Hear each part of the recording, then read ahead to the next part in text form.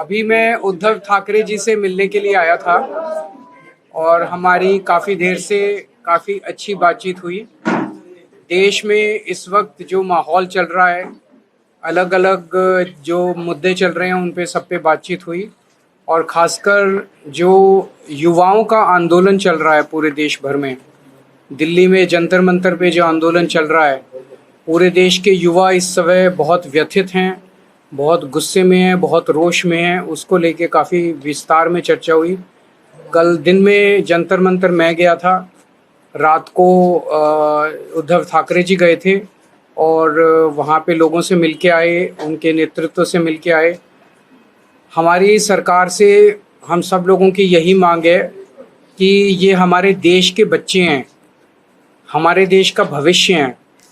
ये सब लोग 18 से 25-30 साल की उम्र के बच्चे हैं जो अपना अपना घर छोड़ के और यहाँ पे आंदोलन करने के लिए आए हुए हैं। मैंने कल सोशल मीडिया पे देखा, मध्य प्रदेश का एक बच्चा आया हुआ था, उसने अपने बैग से एक टिफ़िन निकाला और उस टिफ़िन में कुछ मूंगफली के दाने थे, एक प्याज का टुकड़ा था और एक अचार था। उसको लेके वो मध्य प्रदेश से यहाँ पे पहुँचा हुआ है, एमएससी का छात्र था। किस जज्बे के साथ लोग पूरे देश भर से दिल्ली पहुंच रहे हैं। रात रात भर वो कल पूरा कनॉट प्लेस रात में भरा हुआ था, पूरा जनपथ भरा हुआ था, जंतर मंतर भरा हुआ था। लोग खूब वहाँ पे अलग अलग राज्यों से पहुंच रहे थे। तो हमारा सरकार से ये कहना है कि पेपर लीक हो रहे हैं, इवैल्यूएशन सिस्टम्स गड़बड़ा रहे हैं, बहुत बड़े रैकेट चल रहे हैं शिक्षा व्यवस्था के अंदर और एग्जामिनेशन सिस्टम में। इसको ठीक करने की जिम्मेदारी सरकार की थी। सरकार अपना काम नहीं कर पाई, सरकार फेल हो गई। अब जब लोगों ने शिकायत की सरकार से तो जनता को अपना उसका समाधान नहीं मिला। जब समाधान नहीं मिला तो लोग सड़कों पे उतरे और जब सड़कों पे उतरे तो उन पे लाठीचार्ज कराया गया और बर्बरता से उनको मारा गया। ये सही नहीं है।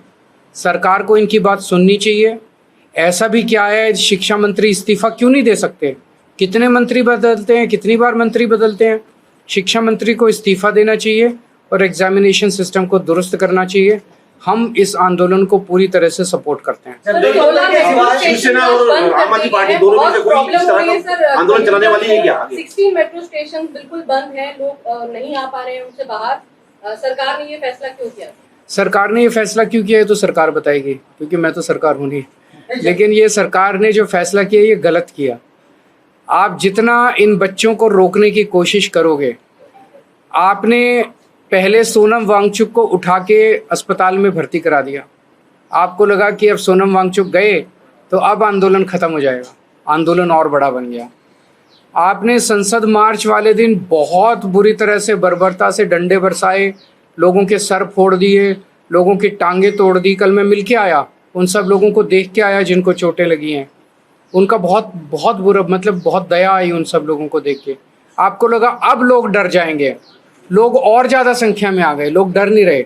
अगर आप सारे स्टेशन बंद कर दोगे, लोग पैदल चल के पहुँच जाएंगे। लोगों का पैदल चलना भी बंद कर दोगे, लोग कुछ ना कुछ तरीका निकाल के पहुँच जाएंगे। ये युवा हैं, ये 18 से 30 साल की उम्र के बच्चे हैं। इनको रोकने की कोशिश मत करो, इनकी बात मान लो, ये सरकार के अपने फायदे में रहेगा। सर, जंतर मंतर के सिवाय कांग्रेस का जो प्रोटेस्ट हुआ उस पर कुछ चर्चा हुई क्या? देखिए, सबको करना चाहिए, सारे करें, जितने भी देश में लोग हैं सब लोग सड़क पे आंदोलन करें, इसमें कोई हर्ज नहीं है।